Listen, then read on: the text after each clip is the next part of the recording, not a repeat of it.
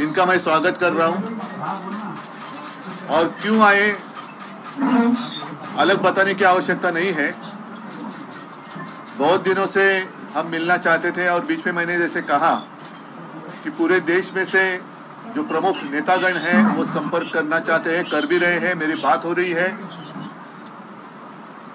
रही है और अपने देश को अधिक मजबूत बनाने के लिए हम मिलकर क्या कर सकते हैं, यही हमारे बीच में एक जो विचारधारा कहते हैं वही विचारधारा है कि देश को अधिक मजबूत कैसे बनाया जाए। खैर, मैं तो हमेशा आपके साथ बातें करते रहता हूँ, आगे भी करूँगा, लेकिन मैं अरविंद जी को कहूँगा, विनती करता हूँ कि अरविंद जी आप आए हो, आप बताइए। सब लोगों को मेरा नमस्कार।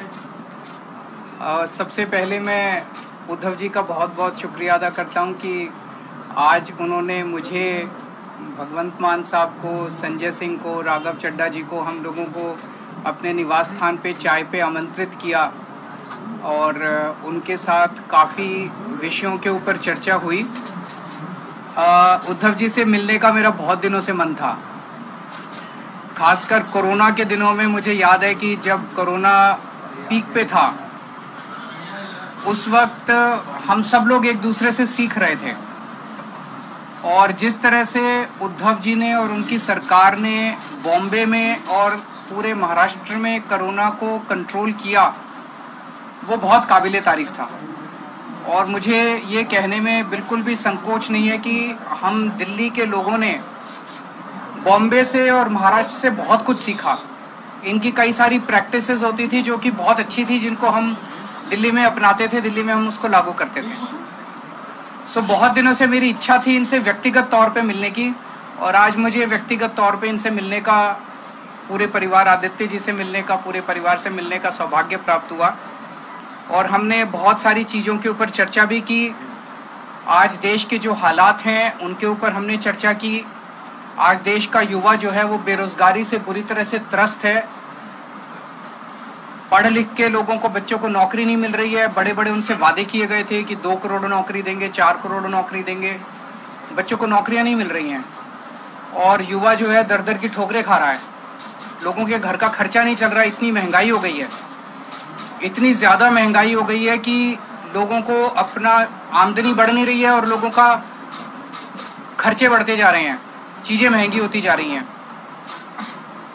जिस तरह से मौजूदा केंद्र सरकार कुछ चंद पूंजीपतियों को फ़ायदा पहुंचाने के लिए एक तरह से पूरे देश को गिरवी रख रही हैं, सारे देश के संस्थानों को बेचती जा रही हैं। अब एक बहुत बड़ा आज सुनने में आया कि LIC जो है वो LIC भी अब धीरे धीरे घाटे में जाने लगेगा। करोड़ों करोड़ों लोग, जिन लोगों ने अपनी पूरी जमा पूंजी LIC के अंदर जमा कराई थी, उन लोगों का क्या होगा। इन कई सारे विषयों के ऊपर चर्चा हुई, देश के गंभीर हालात के ऊपर चर्चा हुई। हमारा देश तभी आगे बढ़ेगा जब हम एक दूसरे से सीखेंगे। हमें एक दूसरे से लड़ना नहीं है, हमें एक दूसरे से सीखना है।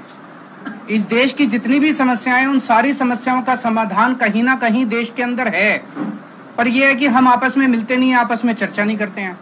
तो मुझे बहुत अच्छा है कि उद्धव जी से आज चर्चा हुई बहुत, और हम इसको अब आगे मिलते रहेंगे और इस रिश्ते को और आगे लेके जाएंगे।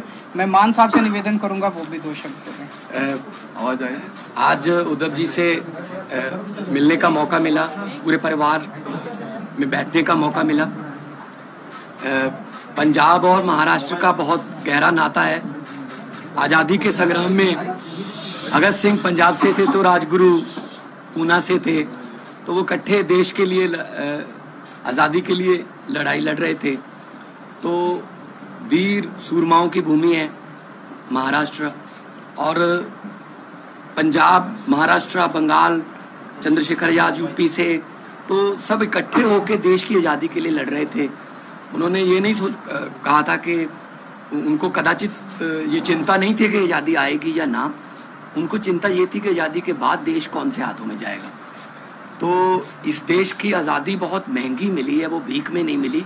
बहुत बड़ी बड़ी कुर्बानियाँ हमारे जो पुरखे हैं, हमारे बुज़ुर्गों ने दी हैं। तो उस आज़ादी को कायम रखना भी हमारा फ़र्ज बनता है। वो तो अपनी कुर्बानियाँ देकर चले गए, हम उस आज़ादी को कायम रखने के लिए भी, पंजाब हमेशा, हम बॉर्डर स्टेट हैं, हमारे जवान जो है सीना तान के खड़े हैं। तो देश कैसे आगे बढ़े, इस देश को दुनिया का नंबर 1 देश कैसे बनाया जाए, सोने की चिड़िया जो देश को कहा जाता था, उस चिड़िया के पंख किसने नोचे और उस चिड़िया का जो पूरा, मैं कहता हूँ एक एक पंख नोच कर कौन खा गया और कौन जो है वो इस देश में से लोग भाग रहे हैं, चाहे वो बड़े बड़े करोड़पतियों के नाम भी आ रहे हैं कि वो देश छोड़कर भाग रहे हैं। तो हमारा देश हर किस्म का मौसम है, हमारे पास मारूथल है, हमारे पास दरिया है, समुंदर है, कोल है, तेल है। बस सच्ची नीयत वाले लोग अगर इकट्ठे हो जाएं तो इस देश जैसा धरती पे कोई देश नहीं है।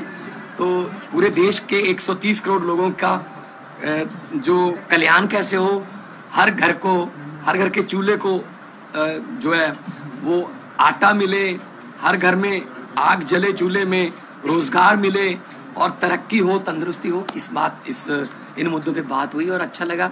मैं धन्यवाद करना चाहता हूँ एक बार फिर उद्धव जी का और उनकी फैमिली का कि उन्होंने हमें यहाँ बुला के मान सम्मान दिया। आप आते रहिए। बीएमसी चुनाव को लेकर कुछ बात हुई है क्या? आपकी पार्टी की काफी तैयारी कर रही है बीएमसी चुनाव लड़ने की, इसके बीच में कुछ बात हुई है? इस देश में एक पार्टी है जो 24 घंटे चुनाव की सोचती है। हम 24 घंटे चुनाव की नहीं सोचते, हम देश की सोचते हैं। हमारे सामने देश है, हमारे सामने इस देश के बेरोजगार युवा हैं, हमारे सामने किसान हैं, हमारे सामने वो गृहिणी है जिसका पति हर महीने पैसे ला के देता है और उसका खर्चा नहीं चल रहा। 20 तारीख के बाद उसको पता नहीं अगले 10 दिन कैसे बीतेंगे। उन मुद्दों के ऊपर चर्चा हुई। जब चुनाव आएंगे चुनाव की भी चर्चा करेंगे। पार्टी हम चुनाव तो लड़ेंगे, उस टाइम चुनाव की भी चर्चा करेंगे, पर हम उस पार्टी की तरह 24 घंटे चुनाव की बात नहीं करते। अरविंद जी, पॉलिटिकल सिनेरियो महाराष्ट्र में चल रहा है, इसमें अप एंड डाउन हुआ है, उसको किस तरह से देखते? इसमें मैं एक ही चीज कहूंगा, अभी पिछले दिनों जो कुछ घटनाक्रम घटा, उद्धव जी की पार्टी की चोरी हो गई, उनका सिंबल चोरी हो गया, उनका नाम चोरी हो गया, उनका सारा जो था वो सब चोरी करके ले गए। पर मैं एक ही चीज कहना चाहता हूँ, इनके पिताजी शेर थे और ये शेर के बेटे हैं, तो पूरा महाराष्ट्र इनके साथ है। करता हूँ कि सुप्रीम कोर्ट से भी मिलेगा और मेरा अपना मानना है कि ये सारे आने वाले चुनाव जो हैं वो स्वीप करने जा रहे हैं उद्धव ठाकरे। तो सर, आप क्या सोच रहे हैं कि आने वाले समय में आप महाराष्ट्र में चुनाव लड़ते हैं तो उद्धव जी के साथ आप अलायंस करेंगे, वो क्या सोच रहे हैं? जब चुनाव आएगा आपको सारी बातें बताएंगे। आज